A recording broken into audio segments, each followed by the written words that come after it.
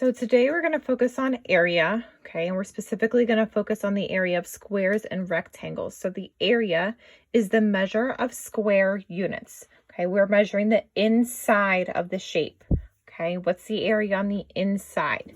So let's start with a square, okay? Squares and rectangles, the formula for area equals base times height, okay? Base times height. So remember, if we have a square, the sides of a square are all the same. So if my height is 3 inches, my base, which you can either consider up here or down here, my base is also 3 inches. So I'm always going to start with my formula. So area equals base times height.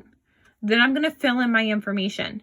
Area equals base, which is 3 inches, times my height, which is also 3 inches.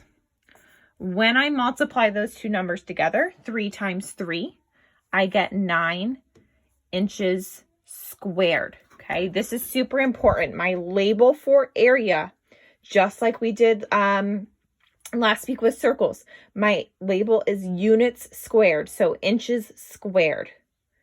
Okay, let's move on to a rectangle. So once again, I'm going to start with my formula.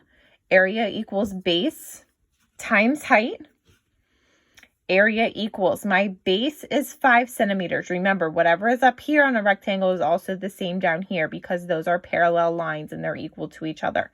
So my base is 5 centimeters. My height is 3 centimeters. So base times height, 5 times 3, area equals 15. And don't forget my label, centimeters squared. Okay, so this is for squares and rectangles. Formula equals base times height, and my label is always squared.